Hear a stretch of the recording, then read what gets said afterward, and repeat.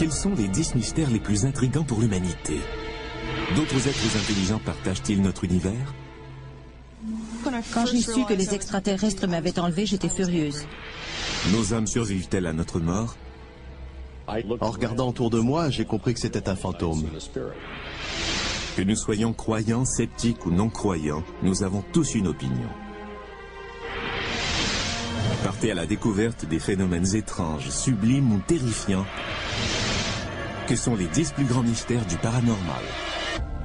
Le mystère nous attire. Tout ce que nous connaissons sur notre planète, nous le devons à notre curiosité naturelle. Pourtant, de nombreuses questions restent encore sans réponse. Une pluie d'objets est tombée du ciel. Des décennies avant la naissance de la bombe atomique, une explosion inexpliquée a ravagé la forêt sibérienne sur des kilomètres carrés. Sur des champs céréaliers du monde entier, de mystérieux dessins sont apparus d'un jour à l'autre. Voici notre mystère numéro 10.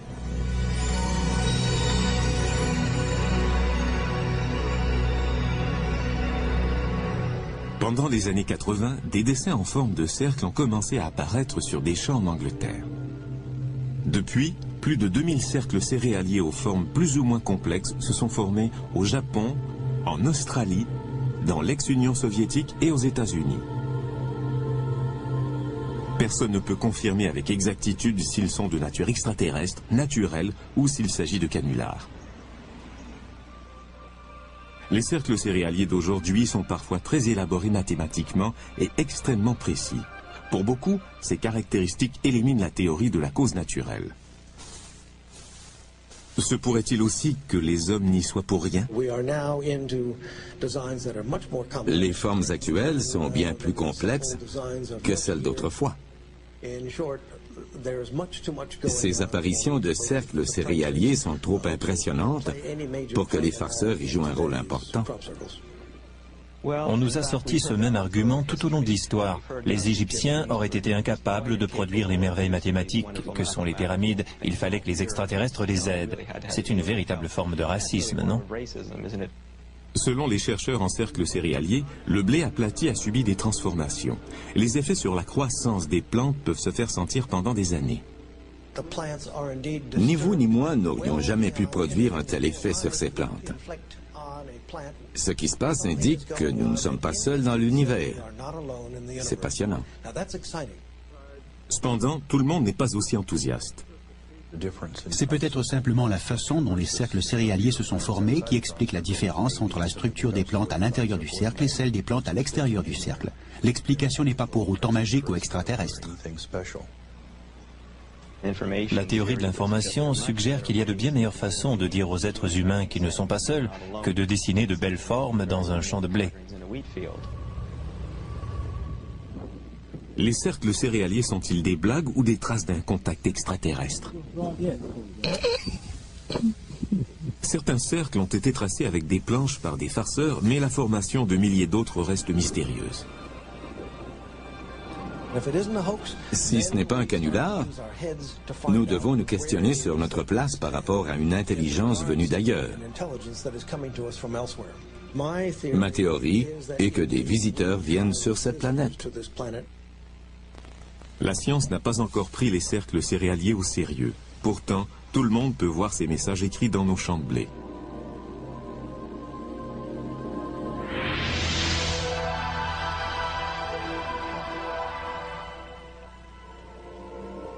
Notre mystère numéro 10 est relié à l'espace, mais se pourrait-il que le mystère numéro 9 nous apporte un message du ciel?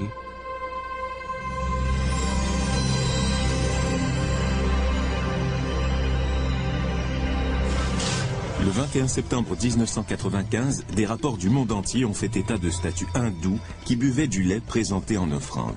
Des milliers de gens ont été témoins de ce phénomène. À New Delhi, des millions d'individus ont offert du lait à leurs propres statues. Doit-on parler de miracle ou d'hystérie collective? Contre toute attente, l'Église catholique voit également d'un mauvais œil la plupart des phénomènes prétendument miraculeux. Si la décoloration naturelle d'une vitre prend plus ou moins la forme de la Vierge Marie, les gens deviennent surexcités.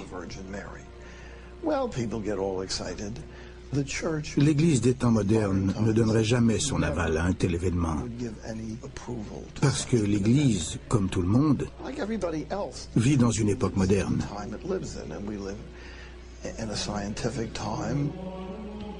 Dans un monde où règne la science, où peut-on chercher une preuve de l'existence de Dieu? L'objet le plus étudié de l'histoire de l'humanité est le suaire de Turin. Beaucoup de gens pensent qu'il s'agit du linceul du Christ mentionné dans la Bible. Nous avons été la première équipe scientifique à pouvoir examiner le suaire en profondeur durant une période de 122 heures en octobre 1978.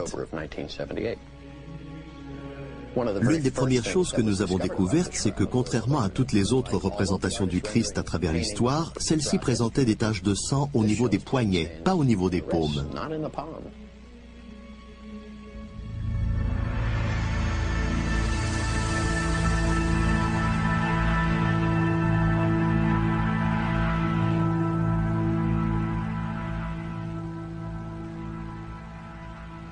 Le suaire comporte aussi des traces de blessures laissées par un fouet romain et des traces de sang laissées par une couronne d'épines.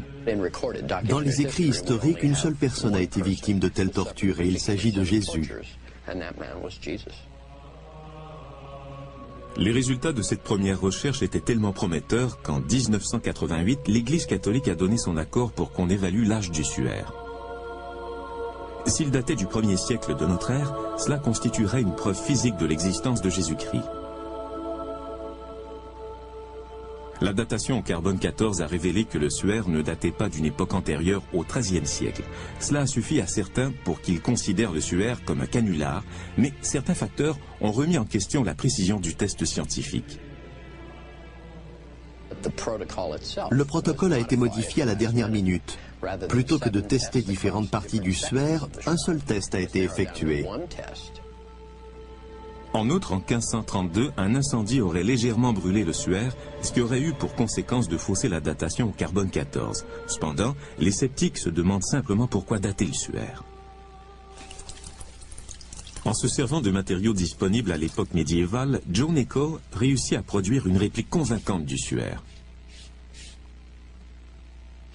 Voici une image que j'ai peaufinée.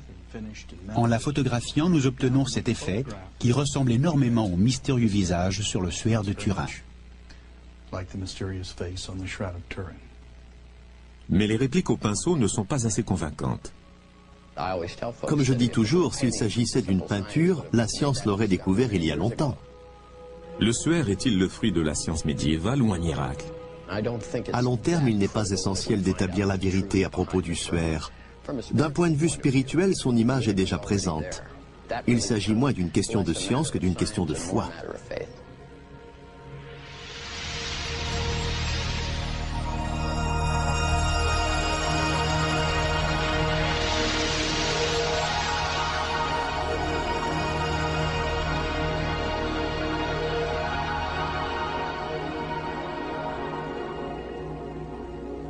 Le mystère numéro 9 remet en question nos espoirs spirituels, tandis que le mystère numéro 8 fait ressortir en nous nos pires terreurs.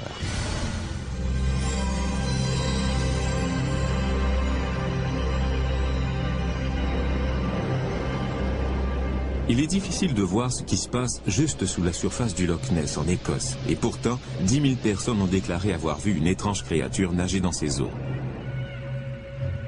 Bien qu'on ait prouvé qu'une célèbre photo du monstre du Loch Ness était un canular, on a dépensé des millions de dollars pour chercher la créature dans le lac. Jusqu'ici, tout ce qu'on a réussi à prouver, c'est que les sonars y avaient capté des formes ambiguës. On recherche le monstre du Loch Ness depuis 40 ans, mais personne n'a rien trouvé. Le monstre devrait se trouver dans ce petit lac d'Écosse, mais il n'y est pas. Je suis désolé, il n'est pas là. On est arrivé aux mêmes conclusions pour le plus célèbre monstre terrestre. Jusqu'à ce qu'on sorte pour la première fois un gorille de la jungle, on ne prenait pas au sérieux les témoignages des explorateurs africains disant avoir vu de grandes bêtes poilues. Dans ce cas, est-il possible qu'il existe un autre singe mystérieux qui court le monde? Certains disent qu'il pourrait mesurer jusqu'à 3,50 m. Les Indiens d'Amérique parlent de cette créature depuis longtemps dans leur tradition. Ce phénomène ne date pas des années 50 ou 60 quand le mot Bigfoot a commencé à circuler. On parle de singes qui marchent à la verticale non seulement aux États-Unis mais aussi en Chine, en Russie et en Amérique du Sud. Les gens font toujours le même témoignage, quelle que soit leur culture, le contexte socio-économique ou même l'époque à laquelle ils vivent. C'est le genre de preuve anecdotique qui est significative.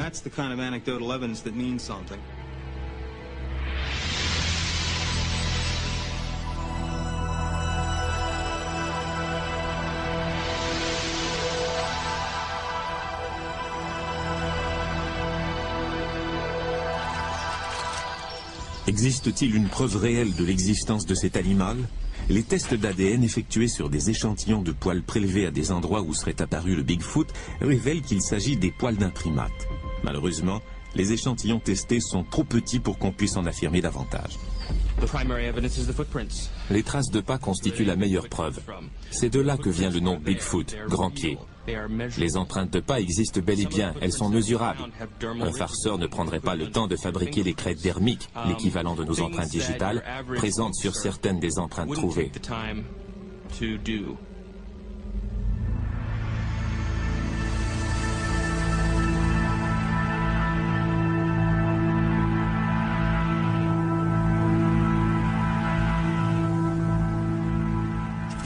Les canulars isolés expliquent-ils le nombre d'empreintes de pas trouvées dans le monde entier? Il est hautement improbable que des farceurs se soient concertés pour fabriquer des empreintes pendant des décennies et partout à travers les États-Unis. Il est plus facile de concevoir qu'un Bigfoot existe réellement. Seule une population importante de Bigfoot expliquerait qu'il existe encore. Étant donné qu'on en a repéré dans le monde entier, il devrait être innombrable. Statistiquement, nous aurions déjà trouvé des corps, mais ce n'est pas le cas. Donc, à mon avis, il n'existe pas. Les carcasses d'ours sont rares à trouver, et pourtant, personne ne doute de leur existence.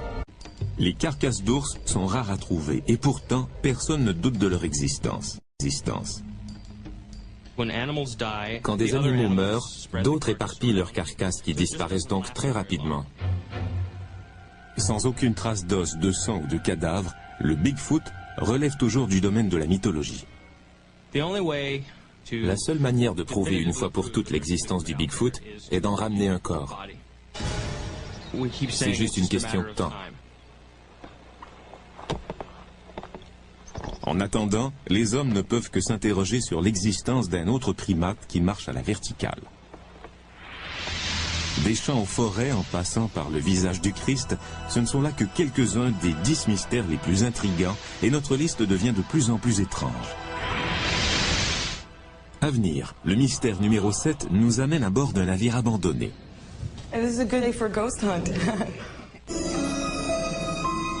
Jusqu'à maintenant, notre liste des mystères les plus intrigants inclut les cercles céréaliers, les miracles et les monstres.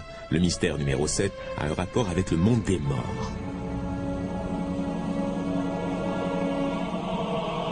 À Alameda Bay repose le dernier d'une grande série de navires de guerre. Les seules personnes qui habitent ce bateau abandonné, le USS Hornet, sont les morts qui y retournent pour y passer l'éternité.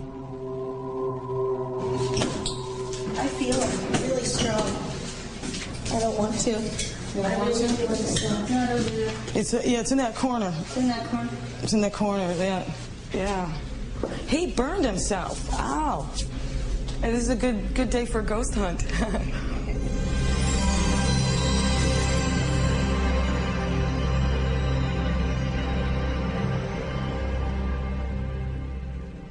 De tout temps, les gens ont vu apparaître les fantômes. Les anciennes civilisations parlaient d'esprits, de gens qui, après leur mort, s'étaient rendus dans un autre monde ou étaient restés coincés dans celui-ci. C'est un phénomène très ancien qui fait partie de l'expérience humaine.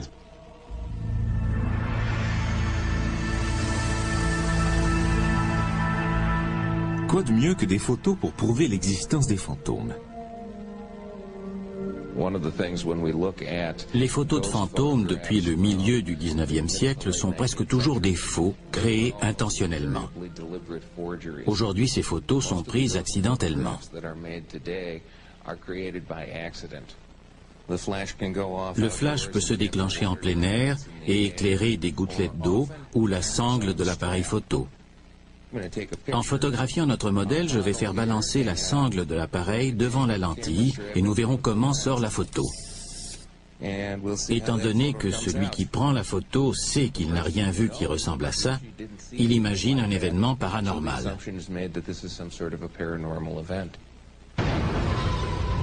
Cependant, que dire des cas où plusieurs personnes déclarent voir le même fantôme? À bord du USS Hornet, 3 personnes disent avoir vu le fantôme du contre-amiral J.J. Clark. I do pick up somebody that is working some was a desk or cabinet or something. Immediately when I came on. En montant à bord, j'ai tout de suite rencontré l'esprit de J.J. Clark, le contre-amiral qui a servi sur le bateau entre 1944 et 1945. Quand j'ai vu l'esprit descendre de l'échelle en dessous de moi, je l'ai regardé droit dans les yeux. Je n'ai pas juste croisé son regard. J'ai vu un homme. Il se tenait debout, les bras le long du corps. Quand j'ai vu une photo de l'amiral, j'ai su qu'il s'agissait du même homme.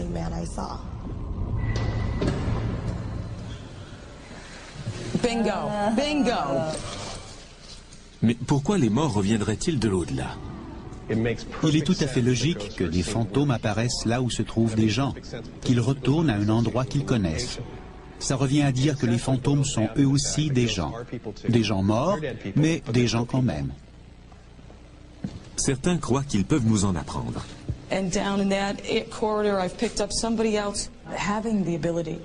Le pouvoir de voir les âmes décédées m'a permis de comprendre le processus de vie et de mort. Souvent, nous pensons à la vie comme à un processus, mais nous en excluons la mort. La mort fait partie du processus de la vie.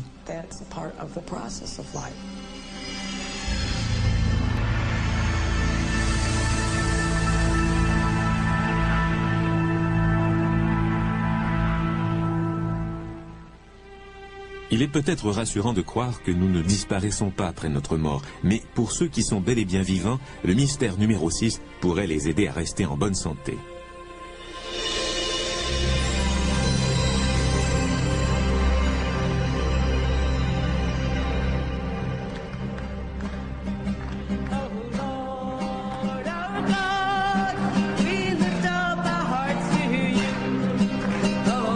Chaque mardi, le père Peter McCall et Marianne Lacey font des cérémonies de guérison à Dobbs Ferry, dans l'État de New York.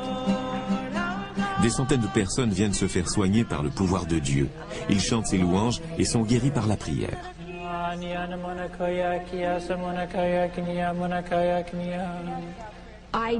Je sais que ce sont les mains de Dieu qui m'ont guéri. Je ne peux pas l'expliquer autrement. Je sais simplement que c'est vrai.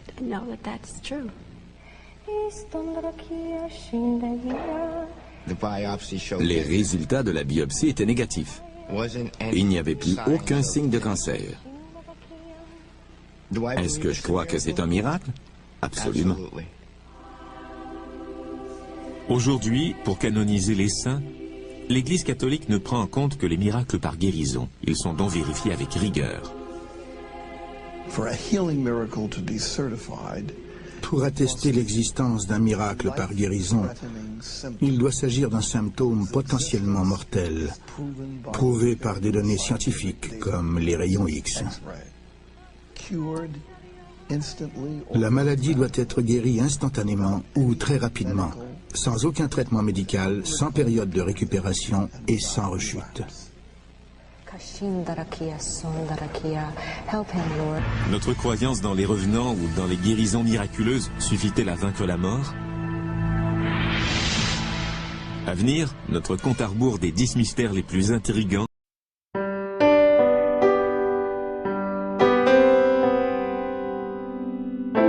nous fait découvrir des corps qui brûlent tout seuls. Certains ont vu des fantômes s'envoler en fumée, mais qu'en est-il des gens qui prennent feu spontanément? Si je ne l'avais pas vu de mes propres yeux, je n'y croirais pas. Il restait une petite portion d'une jambe et du crâne. Tout le reste avait brûlé. Notre mystère numéro 5 est peut-être le plus horrible de tous, la combustion humaine spontanée.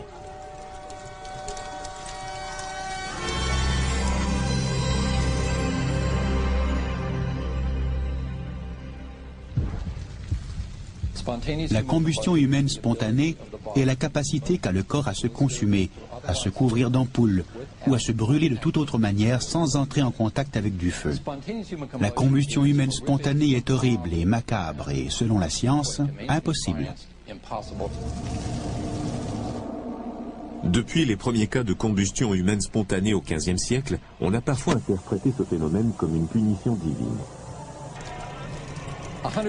Il y a un siècle, on prétendait que toutes les victimes de combustion humaine spontanée étaient des alcooliques, que Dieu, dans sa colère, châtiait le comportement immoral des gros buveurs.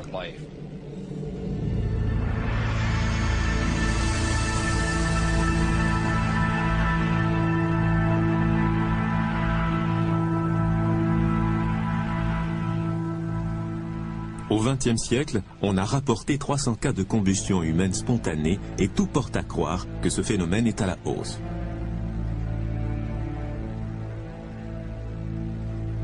En 1974, le défunt Jack Angel a survécu à un incendie qui, selon les médecins, émanait de son propre corps. Quand M. Angel s'est réveillé d'un profond sommeil, il a remarqué que son avant-bras droit et que sa main avaient été réduits en cendres. Le diagnostic inscrit dans son dossier médical parle de blessures, je cite, d'origine interne. L'un des cas de combustion humaine spontanée les plus étranges et les mieux documentés du XXe siècle est celui du pompier George Mott. Sur le matelas où M. Mott s'est consumé, on a retrouvé seulement la partie de sa jambe droite en dessous du genou. Il ne restait que des cendres du reste du corps de M. Mott, qui pesait 82 kilos.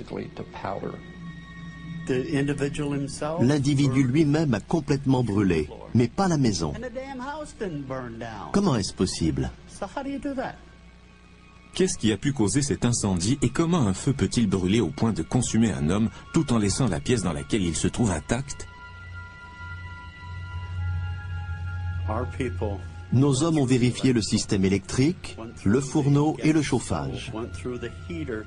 Nous avons déterminé qu'il ne s'agissait pas d'un suicide, ni d'un homicide. Ça ne peut être qu'une combustion humaine spontanée. Cela fait 25 ans que nous faisons des recherches sur ce phénomène et nous n'avons encore trouvé personne qui aurait vu toutes les preuves et qui pourrait nous expliquer comment ça se produit. La combustion humaine spontanée est l'un des grands mystères auxquels sont confrontés la médecine et l'humanité. S'il est impossible d'expliquer comment un corps peut prendre feu, comment élucider le mystère numéro 4?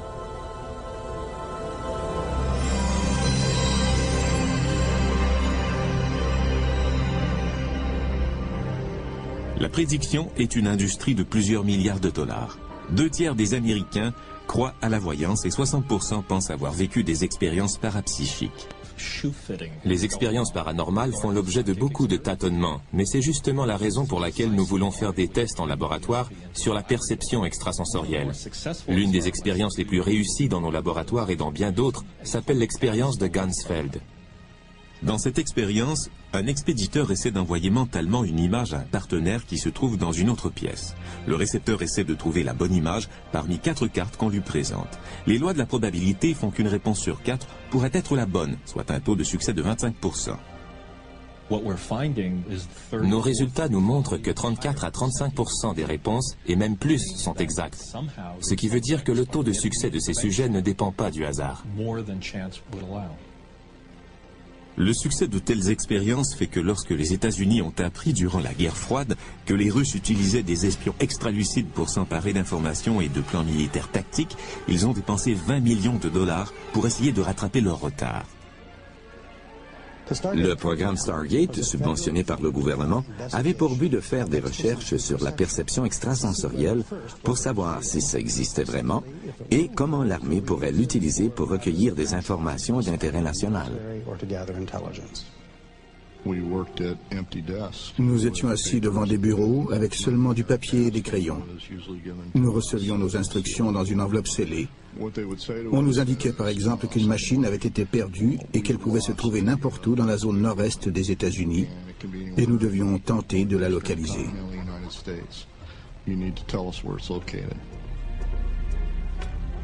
Pendant plus de 17 ans, Joe McMoneagle a servi son pays en faisant de la voyance à distance, un terme militaire pour clairvoyance.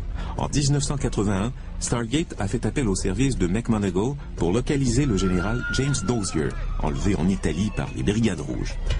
McMoneagle a réussi à indiquer le nom d'une rue, l'étage d'un bâtiment et la description de l'état du général. Tous ces détails se sont confirmés lors de la libération de Dozier. Mon niveau de précision dans l'affaire Dozier m'a vraiment surpris. C'est ce qui est étonnant avec la voyance à distance. On ne sait pas à quel point les informations sont précises jusqu'à ce qu'on s'en serve.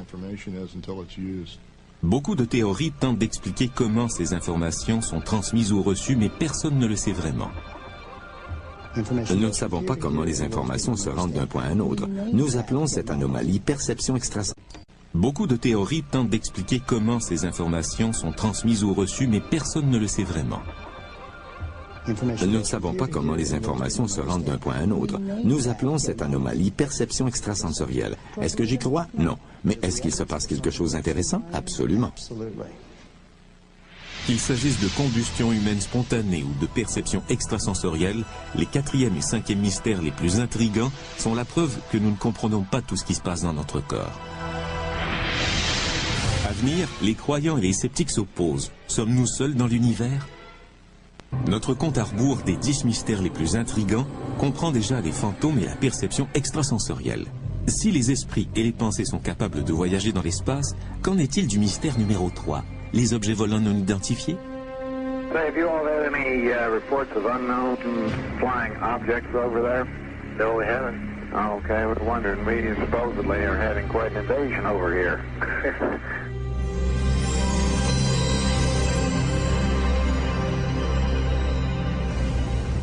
En faisant des recherches aux archives nationales, Sam Sherman a découvert une cassette rayée de la liste de sécurité, un document gouvernemental d'une grande rareté qui fait état de l'apparition d'un ovni.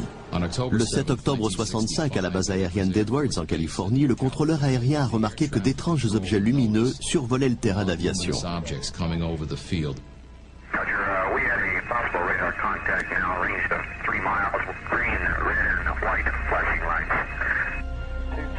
Selon Sherman, ces objets ont été captés au radar à 8 endroits militaires stratégiques de la côte ouest américaine.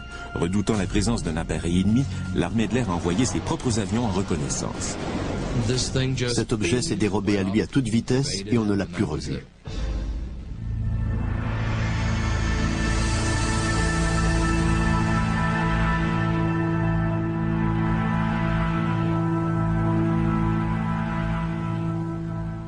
Les apparitions d'objets non identifiés dans le ciel remontent au moins au Moyen Âge. On ne les appelait pas des ovnis ni des soucoupes volantes, mais il s'agissait certainement du même type de phénomène. Si on sait comment et où regarder, on retrouve leur présence à travers l'histoire. Les interprétations humaines du phénomène ovni ont changé au cours des temps.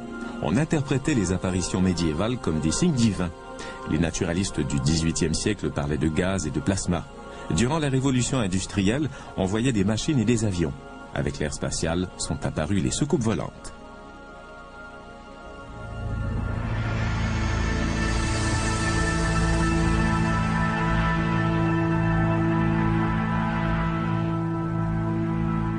I'm here to discuss the so-called flying saucers.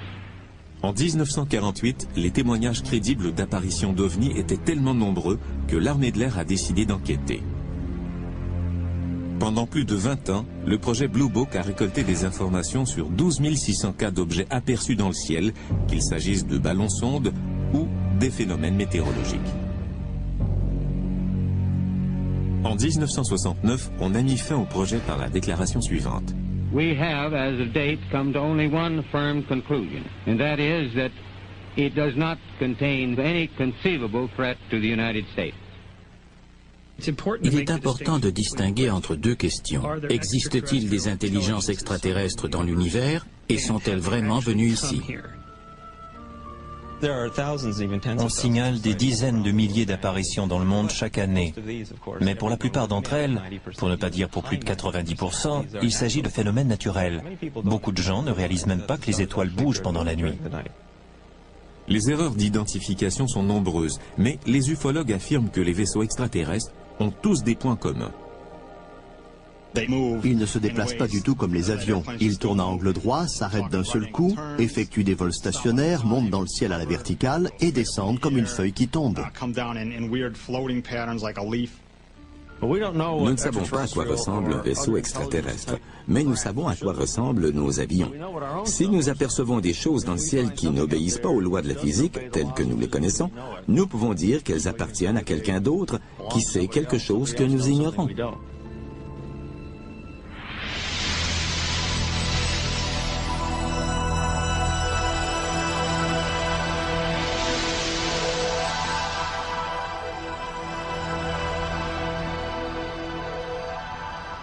Le 19 septembre 1961, Betty et Barney Hill traversaient le New Hampshire aux environs de minuit lorsqu'ils ont dit avoir repéré une lumière en forme de crêpe avec 2 rangées de fenêtres qui semblaient les suivre.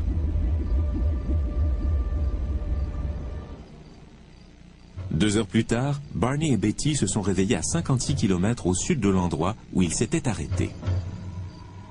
Sous hypnose, ils se sont souvenus que de petits extraterrestres gris leur avaient prélevé des échantillons de cheveux, d'ongles et de peau. Avec le récit des Hill, on entendait parler pour la première fois du mystère numéro 2.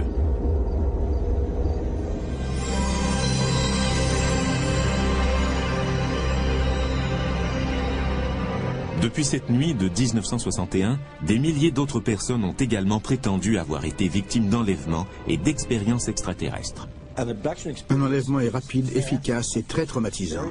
Très souvent, les souvenirs de cette expérience sont partiellement effacés. La précision des souvenirs ramenés à la conscience grâce à l'hypnose est toutefois mise en question. Il s'agit de faux souvenirs que le thérapeute implante par suggestion dans la mémoire de ses patients. C'est ça l'hypnose, un jeu de rôle imaginaire entre l'hypnotiseur et son sujet. Cependant, les hypnotiseurs pensent être capables de prouver que leur sujet ne se contente pas de suivre l'histoire qu'ils leur suggèrent. Lors d'une session d'hypnose, je pose environ 10 à 20 questions suggestives, des fausses pistes, et personne ne s'est jamais trompé. Étant donné que la plupart des victimes disent avoir été enlevées de nuit dans leur lit, les sceptiques relèguent ce phénomène au rang de paralysie du sommeil. Les gens éprouvent cette drôle de sensation quand ils sont presque endormis, mais encore conscients. Dans cet état, votre corps est paralysé, mais vous êtes encore conscient. Il semblerait que le mécanisme des rêves y joue un rôle. Donc, vous rêvez tout en étant conscient, mais paralysé.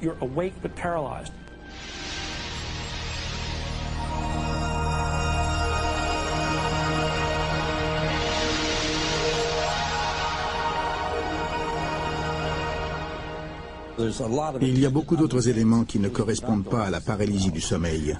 Par exemple, il est déjà arrivé que plusieurs personnes issues d'endroits différents soient emmenées à bord du même vaisseau. Quand elles sont habillées, elles reviennent parfois en portant les vêtements de quelqu'un d'autre, comme cette femme qui portait un survêtement en se couchant et qui s'est réveillée avec la chemise de nuit de quelqu'un d'autre.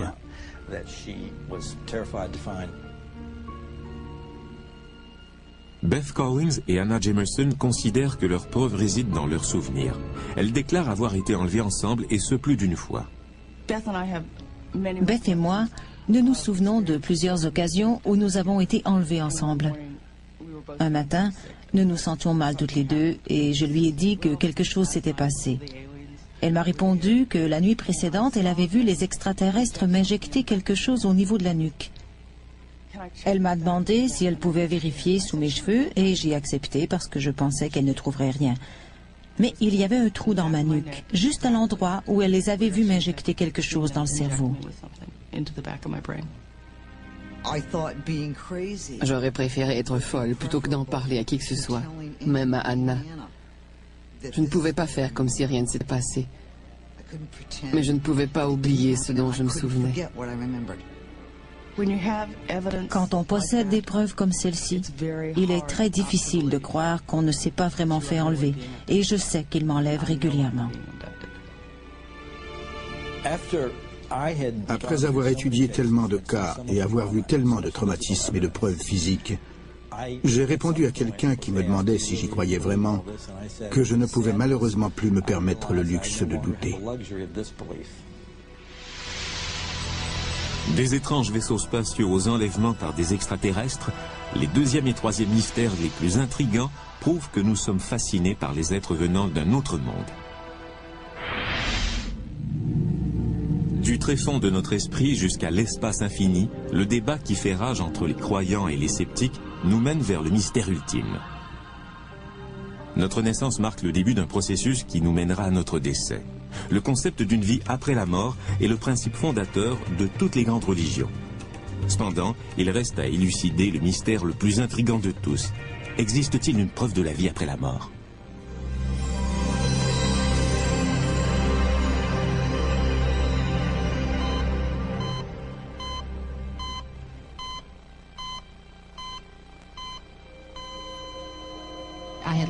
Je n'avais plus de corps et j'étais devenue une petite étoile.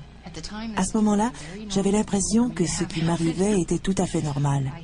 J'étais contente de voir que je n'avais plus de corps, que j'en étais libérée. C'était comme dans Star Trek, quand ils volent à une vitesse hyper exponentielle et qu'ils voient toutes les lumières défiler devant eux. Je voyageais à des millions de kilomètres à l'heure. Chaque culture a sa propre conception de l'au-delà. Mais comment se fait-il que nous croyons à l'existence d'un monde après la mort ? Depuis au moins un siècle, on s'intéresse à la vie après la mort, aux visites que nous rendent les défunts et à la communication avec les esprits.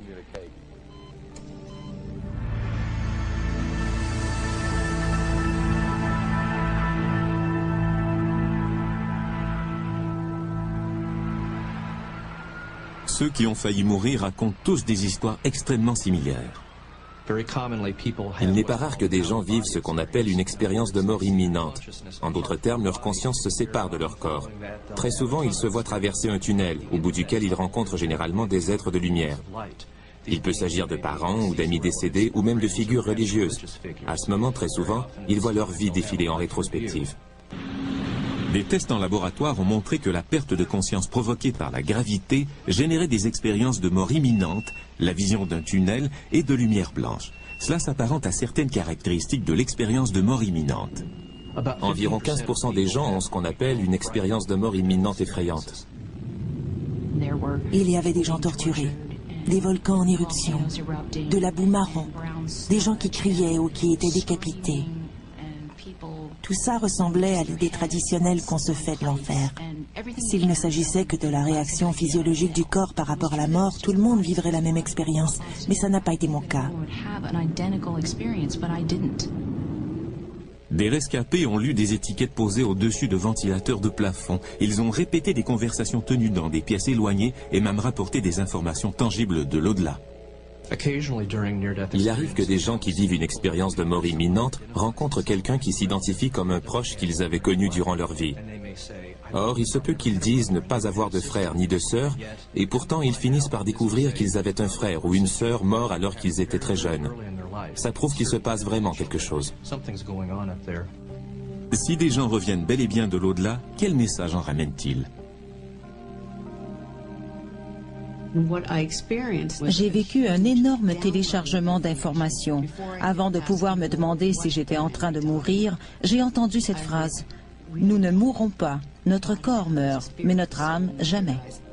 Le plus grand mystère auquel est confrontée l'humanité est de savoir ce qui se passe après la mort. Des millions de personnes ont eu des expériences similaires. C'est très courant.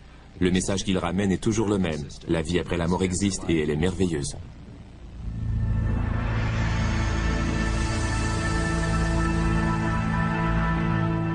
Y a-t-il une vie au bout du tunnel?